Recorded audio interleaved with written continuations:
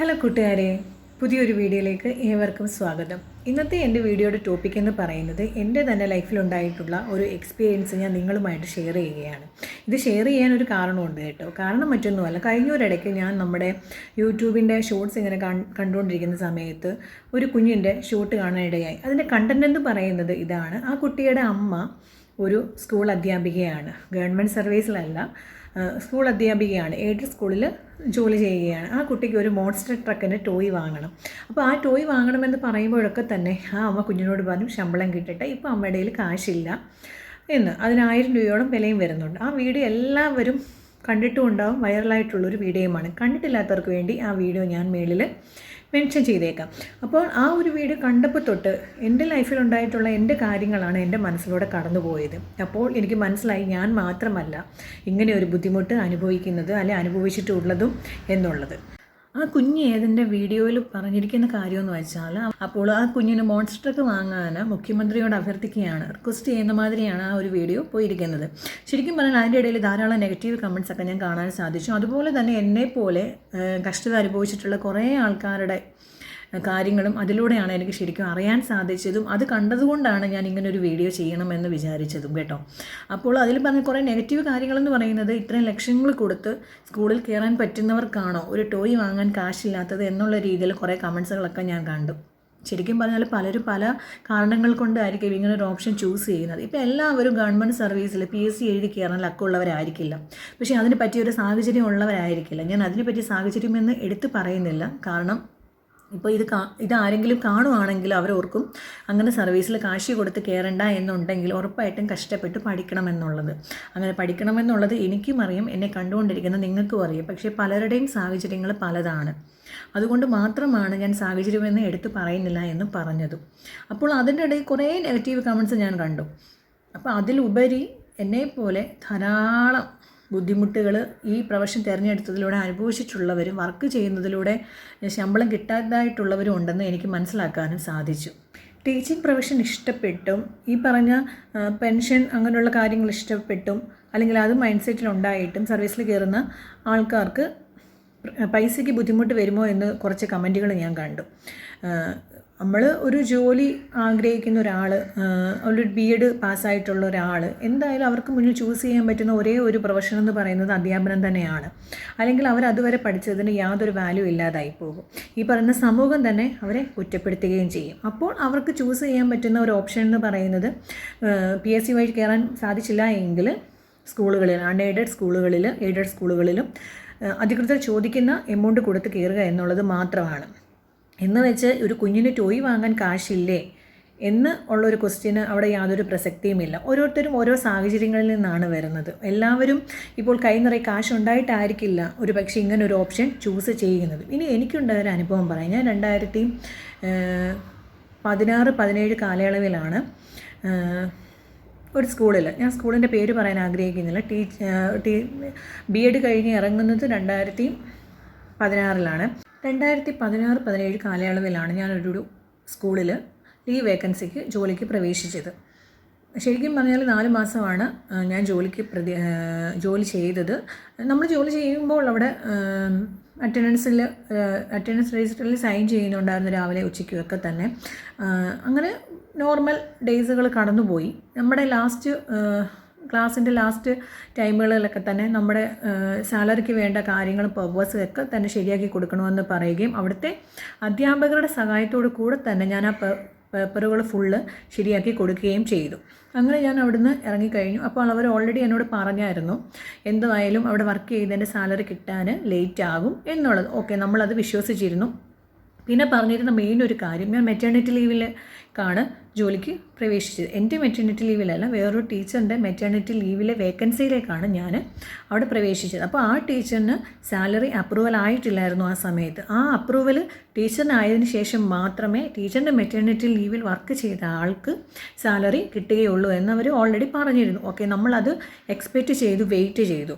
അങ്ങനെ 3-4 വർഷങ്ങൾ കടന്നുപോയി. അപ്പോഴും നമ്മൾ ഇടയ്ക്കിടയ്ക്ക് ഇങ്ങനെ കോൺടാക്റ്റ് ചെയ്ത് ചോദിക്കുന്നുണ്ടായിരുന്നു, അവരോട് കാര്യങ്ങൾ തിരക്കുന്നുണ്ടായിരുന്നു. കാരണം ഓൾറെഡി നമ്മൾ പേപ്പറുകളെല്ലാം തന്നെ സ്കൂൾ അധികൃതരും പറഞ്ഞതനുസരിച്ച് പേപ്പറുകളെല്ലാം തന്നെ സബ്മിറ്റ് ചെയ്തിട്ടുണ്ടായിരുന്നു. അപ്പോൾ നമുക്കിനി അടുത്ത ഒരു ഇതെന്ന് വെച്ചാൽ നമ്മുടെ പ്രോസസ്സ് എന്ന് വെച്ചാൽ ഇവർക്ക് മറ്റേ ടീച്ചറിന് സാലറി അപ്രൂവലായി ഇവരുടെ ഭാഗത്തു നിന്ന് എന്തെങ്കിലും പ്രോഗ്രസ് ഉണ്ടോ എന്നുള്ളത് അറിയുകയാണ്. അപ്പോൾ തന്നെ നമ്മൾ ഇടയ്ക്കിടയ്ക്ക് ഇങ്ങനെ അവരെ കോൺടാക്റ്റ് ചെയ്യുന്നുണ്ടായിരുന്നു. സ്കൂളിൻ്റെ ഓഫീസിൽ അവിടുത്തെ സാറിനെ കോൺടാക്റ്റ് ചെയ്യുന്നുണ്ടായിരുന്നു. അങ്ങനെ ഒരു ദിവസം എനിക്ക് അറിയാൻ സാധിച്ചു, എന്നുവെച്ചാൽ ഞാൻ ആരുടെ വേക്കൻസിലേക്കാണോ ജോലി ചെയ്തത് ആ ടീച്ചറിന് സാലറി അപ്രൂവൽ ആയിട്ടുണ്ട് എന്നറിയാൻ സാധിച്ചു. ആ അറിഞ്ഞ ഡേയിൽ തന്നെ ഞാൻ അവിടുത്തെ ഓഫീസിൽ കാര്യങ്ങൾ വിളിച്ചു ചോദിച്ചു. അപ്പോൾ ആ സാർ എന്നോട് പറഞ്ഞു, ജസ്റ്റ് അപ്രൂവൽ ആയിട്ടേ ഉള്ളൂ, ടീച്ചറിൻ്റെ സാലറി കിട്ടിയില്ല. അപ്പോൾ ജിൻസി എന്തായാലും ഒരു 2-3 മാസം കൂടെ വെയിറ്റ് ചെയ്യും എന്ന് പറഞ്ഞു. അതുവരെ അവരെന്നോട് ഇങ്ങനെ വെയിറ്റ് ചെയ്യുമെന്നാണ് പറഞ്ഞിരുന്നത്. അങ്ങനെ 2, 3, 4, 5 മാസങ്ങൾ കഴിഞ്ഞു പോയപ്പോൾ പിന്നെ എനിക്കൊരു പ്രതീക്ഷയില്ല, ടീച്ചറിന് സാലറി കിട്ടി എന്ന് ഞാൻ അറിഞ്ഞു. പിന്നെ ഞാനിങ്ങനെ കോൺടാക്റ്റ് ചെയ്യുമ്പം അവരെന്നോട് പറഞ്ഞിരുന്നത് ജിൻസിയുടെ പേപ്പറുകളൊന്നും തന്നെ അവിടുത്തെ എന്നുവെച്ചാൽ ഡി ഓഫീസിൽ ചെന്നിട്ടില്ല, അതുകൊണ്ട് പേപ്പറുകളൊക്കെ തന്നെ മിസ്സാണ്.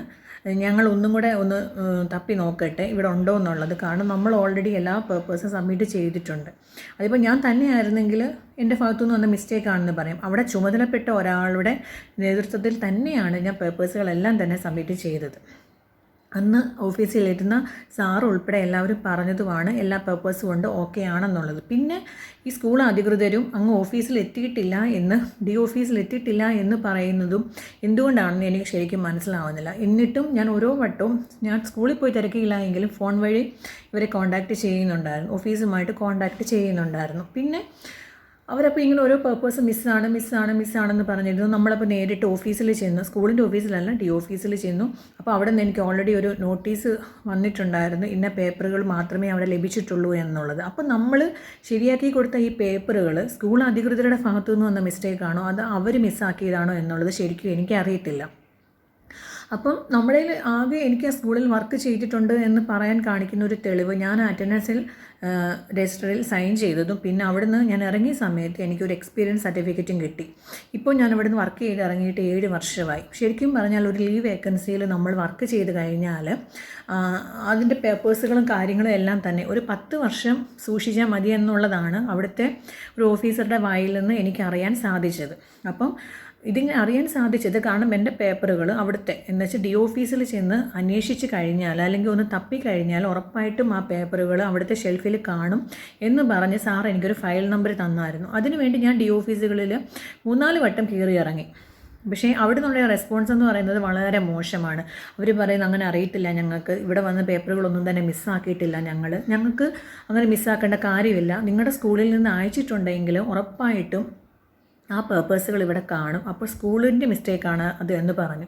ശരിക്കും പറഞ്ഞാൽ എൻ്റെ കാര്യത്തിൽ സ്കൂൾ അധികൃതരാണെങ്കിലും അവിടുത്തെ ഓഫീസിലെ ആൾക്കാരാണെങ്കിലും എന്ന് വെച്ചാൽ ഇവരുടെ ഭാഗത്തു നിന്നുണ്ടായ മിസ്റ്റേക്കല്ല, അപ്പുറത്തെ മിസ്റ്റേക്കാണ്, അപ്പുറത്തുനിന്ന് പറയും സ്കൂളിൽ നിന്നുള്ള മിസ്റ്റേക്കാണ്. ശരിക്കും പറഞ്ഞാൽ എന്നെ ആയിട്ട് ശരിക്കും വട്ടം കറക്കുകയാണ് ഉണ്ടായത്. ഈ ഏതൻ്റെ ഒരു വീഡിയോ കണ്ടപ്പോൾ എനിക്ക് മനസ്സിലൊരു സങ്കടം തോന്നി, സ്വാഭാവികമായിട്ടും എന്തായാലും തോന്നുമല്ലോ, ആ ഒരു സങ്കടവും തോന്നി. അതേപോലെ തന്നെ ഇതുപോലെ പ്രശ്നങ്ങൾ അനുഭവിക്കുന്ന ധാരാളം ആൾക്കാർ ടീച്ചിങ് ഫീൽഡിലേക്ക് വന്നവരുണ്ടെന്നുള്ളതും മനസ്സിലായി.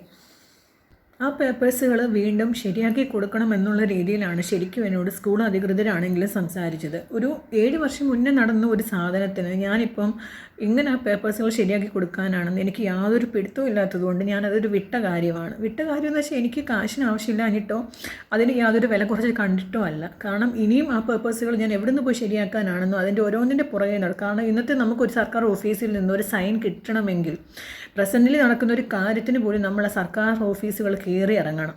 അപ്പോഴാണ് 7 വർഷം മുന്നേ നടന്ന ഒരു കാര്യത്തിന് വേണ്ടി ഞാൻ ഇനിയും ഓരോ പേപ്പേഴ്സുകൾ സൈൻ ചെയ്യാനാണെങ്കിലും മെഡിക്കൽ എടുക്കാനാണെങ്കിലും ഒക്കെ തന്നെ എനിക്കറിയത്തില്ല. ശരിക്കും പറഞ്ഞാൽ മെഡിക്കൽ എടുക്കുമ്പം ഇനി അത് എങ്ങനെ ആകും, എങ്ങനെ എടുക്കണം എന്ന് പോലും എനിക്കറിയത്തില്ല. പക്ഷേ നമ്മളെ ഹെൽപ്പ് ചെയ്യാൻ ഒരു അങ്കിള് കൂടെ വരാമെന്ന് എന്നോട് കുറേ വട്ടം പറഞ്ഞതാണ്, എൻ്റെ ഫാമിലിയോടും പറഞ്ഞതാണ്. പക്ഷേ എൻ്റെ മനസ്സിൽ ഈ കാര്യങ്ങളൊക്കെ തന്നെ കിടക്കുന്നത് കൊണ്ടാണ് ഞാൻ അതിൻ്റെ പുറകെ പിന്നെയും പോകണ്ട എന്ന് വിചാരിച്ചത്. കാശിന് ആവശ്യമില്ലാഞ്ഞിട്ടും അതിൻ്റെ വാല്യൂ കുറച്ച് കണ്ടിട്ടോ ഒന്നുമല്ല. പക്ഷേ ഇങ്ങനെ ഓരോ വട്ടം ഓരോ പേപ്പേഴ്സുകൾ അത് കാരണം അന്നൊരു ഡെപ്യൂട്ടി HMൻ്റെ നേതൃത്വത്തിലാണ് ശരിക്കും പറഞ്ഞാൽ ആ പേപ്പേഴ്സുകളൊക്കെ തന്നെ എനിക്ക് പെട്ടെന്ന് ശരിയാക്കി എടുക്കാൻ പറ്റിയത്. പക്ഷേ ഇന്ന് എന്നെ ഹെൽപ്പ് ചെയ്യാൻ ഇവിടെ ആരും ഉണ്ടാവില്ല. അങ്ങനെയുള്ള മനസ്സിലെ കുറേ വിചാരങ്ങളാണ് എന്നെ പുറമോട്ട് വലിച്ചത്. പിന്നെ ആ ഡി ഓഫീസിലാണെങ്കിലും അവർ വളരെ മോശമായിട്ടാണ് നമ്മളോട് ബിഹേവ് ചെയ്യുന്നത്. അവിടെ അങ്ങനെ ഒരു സാധനമില്ല, നമ്മൾ പറയുന്നത് കേൾക്കാനൊരു താല്പര്യമില്ല. ഒരു വട്ടം ഞാൻ ആദ്യമൊക്കെ സമയത്ത് പോയിരുന്ന സമയത്ത് അവരെന്നോട് പറഞ്ഞു, ഞാൻ നിങ്ങളെ കോൺടാക്റ്റ് ചെയ്യാം, നിങ്ങൾ വന്ന് വേണമെങ്കിൽ ഫയൽ നോക്കിക്കോ എന്നൊക്കെ എന്നോട് പറഞ്ഞു. അവരൊരു വട്ടം എന്നെ കോൺടാക്റ്റ് ചെയ്തു. ആ സമയത്ത് എൻ്റെ മോന് കുഞ്ഞു വരുമായിരുന്നു, എനിക്ക് അതിനെ ഇട്ടിട്ട് പോകാനുള്ള ഒരു സാഹചര്യം അല്ലായിരുന്നു. ഞാനപ്പോൾ ആ സമയത്ത് പറഞ്ഞു, ഇന്ന് എനിക്ക് വരാൻ എന്തായാലും ഒരു അസൗകര്യമുണ്ട്, ഇപ്പം പറ്റില്ല എന്ന് പറഞ്ഞു. അവർ പിന്നെ എന്നെ കോൺടാക്റ്റ് ചെയ്തിട്ടേ ഇല്ല. ശരിക്കും പറഞ്ഞാൽ ആ ഓഫീസിലിരിക്കുന്ന ഫയൽ നോക്കിയെടുക്കേണ്ട ഉത്തരവാദിത്തം ഇങ്ങനെ അധ്യാപന വേക്കൻസിയിലേക്ക് കയറുന്ന, ലീവ് വേക്കൻസിയിലേക്ക് കയറുന്ന അധ്യാപകരുടെ ജോലിയാണോ? ശരിക്കും പറഞ്ഞാൽ ഇവരെ എന്തിനാണ് ഓഫീസിൽ ഇരുത്തിയേക്കുന്നത് എന്ന് വരെ ഞാൻ ആ സമയത്ത് ആലോചിച്ചു. ഓരോ കുട്ടികളാണേലും അധ്യാപനം എന്ന ഓപ്ഷൻ ചൂസ് ചെയ്ത് ലീവ് വേക്കൻസിയിലേക്കാണെങ്കിൽ പോലും അതിലേക്ക് പ്രവേശിക്കുമ്പോൾ കുറേ പ്രതീക്ഷകൾ അവർക്ക് കാണും. ഞാൻ ആദ്യമായിട്ട് ജോലി ചെയ്ത ഒരു സ്ഥാപനമാണത്. ആ സ്ഥാപനത്തിൽ നിന്ന് എനിക്ക് ഒരു പൈസ പോലും ഇതേവരെ കിട്ടിയിട്ടില്ല. ഇപ്പോൾ 7 വർഷം കംപ്ലീറ്റ് ആയി. പക്ഷേ പല ആൾക്കാരും എന്നെയാണ് അവിടെ കുറ്റപ്പെടുത്തുന്നത്. ഞാൻ അതിൻ്റെ പുറകെ നടക്കാത്തത് കൊണ്ടാണ്, എനിക്ക് കാശ് ആവശ്യമില്ലാഞ്ഞിട്ടാണ്. അങ്ങനെ പല രീതിയിലും നമ്മൾ കുറ്റപ്പെടുത്തലുകൾ കേൾക്കുന്നുണ്ട്. അതിന് ശേഷം എൻ്റെ കല്യാണം കഴിഞ്ഞിട്ട് ഞാൻ നമ്മുടെ കണ്ണശ്ശ സ്മാരക സ്കൂളിൽ വർക്ക് ചെയ്തു. അവിടെ ഒരു ഗവൺമെൻറ് സ്കൂളാണത്. എനിക്ക് കറക്റ്റ് സാലറി 31 ദിവസം ഉണ്ടെങ്കിൽ എൻ്റെ അക്കൗണ്ടിൽ സാലറി കൃത്യമായിട്ട് കിട്ടിയിരുന്നു. ഞാൻ വർക്ക് ചെയ്ത കറക്റ്റ് എത്ര ഡേയ്സ് ആണോ ആ ഡേയ്സ് അനുസരിച്ചും എത്ര മന്താണോ ആ ഡെയിലി വേക്കൻസിയിലായിരുന്നു ഞാൻ ജോലിക്ക് പ്രവേശിച്ചത്. കറക്റ്റ് സാലറി എൻ്റെ അക്കൗണ്ടിൽ 30 ഡേറ്റിൽ കിട്ടിയിരുന്നു. പക്ഷേ എന്തുകൊണ്ടാണ് ഈ ഡിഫറൻസ് എല്ലാ കാര്യങ്ങളിലും വരുന്നതെന്ന് എനിക്ക് അറിയത്തില്ല. ഇപ്പം നമ്മൾ എയ്ഡഡ് സ്കൂളുകളിൽ കാശ് കൊടുത്ത് കയറിയാൽ തന്നെ 2 ഇയർ വിത്തൗട്ട് സാലറിയിലാണ് നമ്മൾ വർക്ക് ചെയ്യുന്നത്. ഞാൻ ആദ്യം പറഞ്ഞതുപോലെ തന്നെ പലരും പല കാരണങ്ങൾ കൊണ്ടായിരിക്കും ഇങ്ങനൊരു ഓപ്ഷൻ ചൂസ് ചെയ്യുന്നത്, അല്ലേ? എന്നിട്ട് പോലും ഈ വിവേചനമാണ് എല്ലാ ഇടങ്ങളിലും. Aided school, unaided school, government school, ഇപ്പോൾ എല്ലായിടത്തും പഠിപ്പിക്കുന്നത് ഒരേ കാര്യങ്ങളല്ലേ? ടീച്ചേഴ്സിനെല്ലാം ഒരേ വാല്യൂ അല്ലേ ഉള്ളത്? അതുപോലെ തന്നെയാണ് കേറ്ററ്റ് എക്സാമിൻ്റെ കാര്യത്തിലും കാണിക്കുന്ന വിവേചനം എന്ന് പറയുന്നത്. ഓരോ കാറ്റഗറിക്ക് ഓരോ മാർക്കാണ് അവിടെ ഡിവൈഡ് ചെയ്ത് കൊടുത്തിരിക്കുന്നത്. ശരിക്കും പറഞ്ഞാൽ എല്ലാവരും പഠിക്കുന്നത് ഒരേ കാര്യം തന്നെയല്ലേ? എല്ലാവരും ഒരേപോലെ തന്നെ പഠിച്ചിട്ടല്ലേ ഈ എക്സാം അറ്റൻഡ് ചെയ്യുന്നത്? പക്ഷേ എന്ത് കാര്യം കൊണ്ടാണ് ഇങ്ങനെ പല കാര്യങ്ങളിലും വേർതിരിവുണ്ടാകുന്നതെന്ന് എനിക്കറിയില്ല. ഞാൻ പലപ്പോഴും ചിന്തിച്ചിട്ടുള്ളൊരു കാര്യവുമാണത്. ഏതെൻ്റെ വീഡിയോ കണ്ടപ്പോഴാണ് ശരിക്കും എനിക്ക് മനസ്സിലായത്, എന്നെപ്പോലെ തന്നെ ഇങ്ങനൊരു പ്രൊഫഷൻ തിരഞ്ഞെടുത്തിട്ട് ജോലിക്ക് പോകാൻ സാധിക്കാത്തവരും ജോലി ചെയ്തിട്ടുള്ളവരും ചെയ്തിട്ടുള്ളവർക്കുണ്ടായ അനുഭവങ്ങളും ഒക്കെ തന്നെ ഏറെക്കുറെ ഒരേപോലെയാണെന്നുള്ളത്. ഇതെൻ്റെ മാത്രം ഒരു ദുഃഖമല്ല. എന്നെപ്പോലെ B.Ed എന്നുള്ള ഒരു ഓപ്ഷൻ ചൂസ് ചെയ്ത് അല്ലെങ്കിൽ അത് കഴിഞ്ഞതിന് ശേഷം അധ്യാപനം എന്നുള്ളൊരു ജോലി സ്വപ്നം കാണുന്ന പലരുടെയും ബുദ്ധിമുട്ടുകളാണ്, പ്രയാസങ്ങളാണ്, കഷ്ടപ്പാടുകളാണ്.